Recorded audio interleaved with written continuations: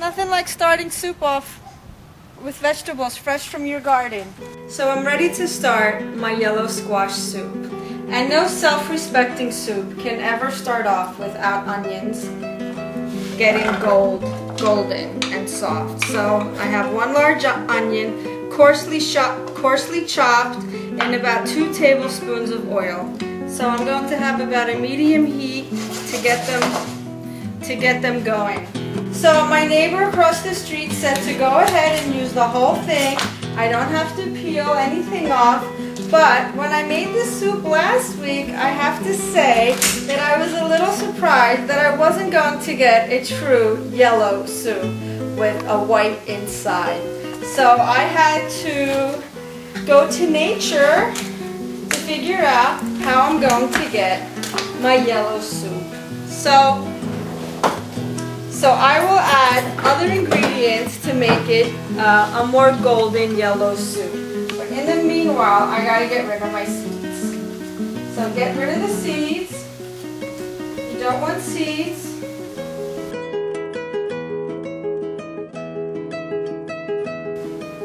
Okay, so now I'm just going to cut this in big chunks.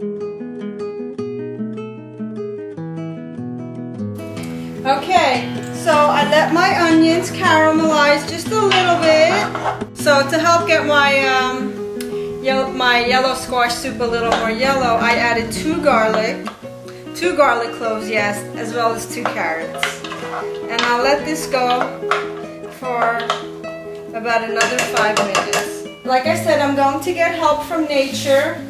So I'm going to use some turmeric, a little bit of ginger, some cumin, and curry. And to give it just a little bit of heat, maybe half a teaspoon of crushed red pepper. So it's about 1.5 teaspoons of the turmeric and curry, less than 1 teaspoon of the ginger and the cumin. Yummy, yummy, yummy. Okay, a little more help from nature. I'm going to add maybe about, looks like a little more than half a cup, 3/4 cup of yellow split peas.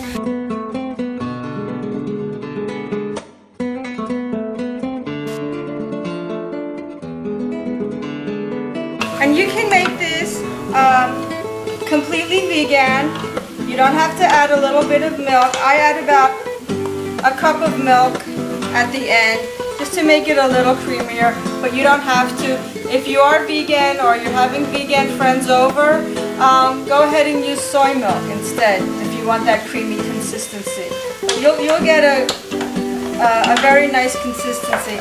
I just like it with the milk, but I only use low-fat milk, so I don't have to feel guilty about anything. Alright, so I let that go a little. I'm going to add my yellow split peas that I did, oh goodness, I did wash and drain, but I left them wet.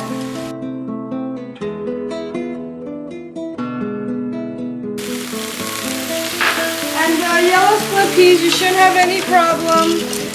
They're in the dried beans section of all the supermarkets. There's nothing exotic here. Probably stuff you have in your pantry or in your refrigerator, except for the squash.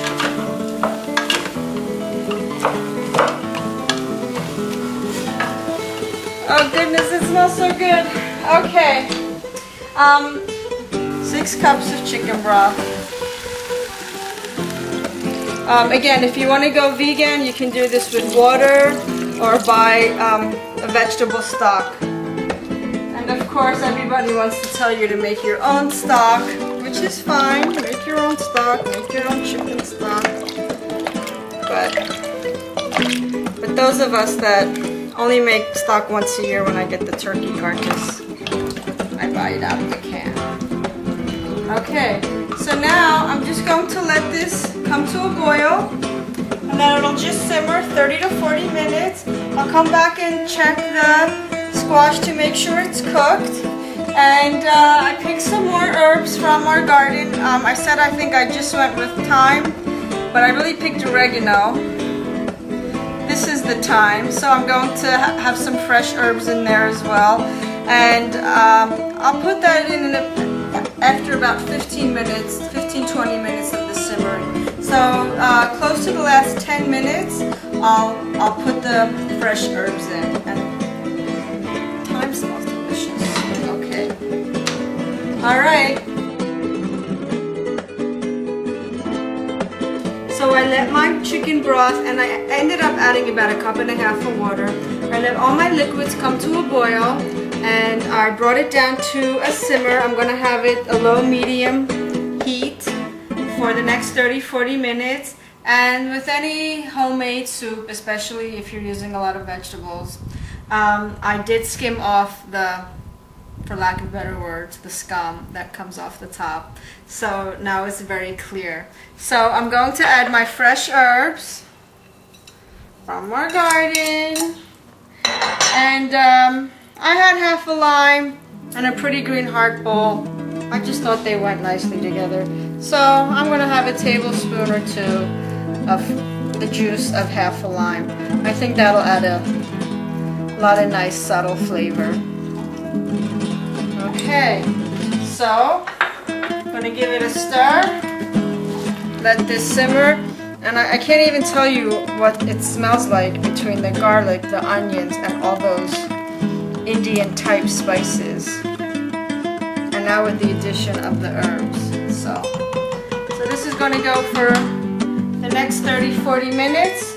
I'm going to either iron, read a book, take a nap, fold laundry. I don't know. I'm going to do something very constructive for the next 30-40 minutes. See ya.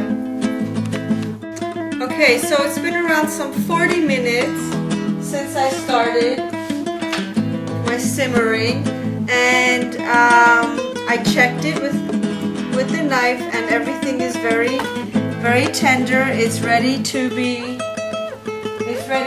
pureed.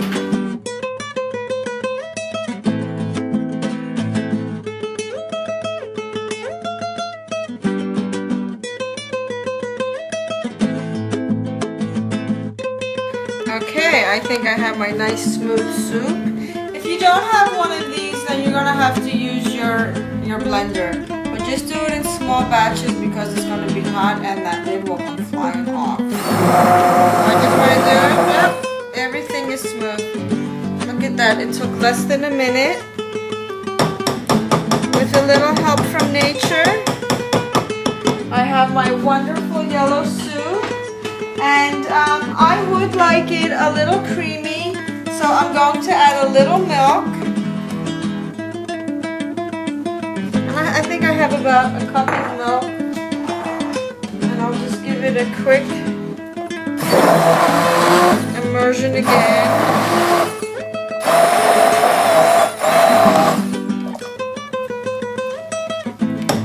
And that is my beautiful yellow summer squash soup. And I toasted some ciabatta bread, and I had some spinach artichoke dip that I spread on it just to give it a little more flavor. And I'm ready to serve.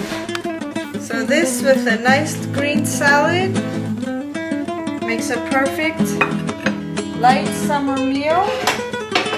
And I'm going to garnish it with some creme fraiche. If you've never had creme fraiche, it's a French sour cream. It's a little more expensive than regular sour cream, but trust me, once you go French, you never go back. It just gives a whole different dimension to everything you would add sour cream to, except it plopped in it and you can't see it on top. So now I never buy regular sour cream anymore. Okay, and I have some toasted pumpkin seeds. I'm just going to sprinkle on top. Oh, I'll just use the whole thing for some texture.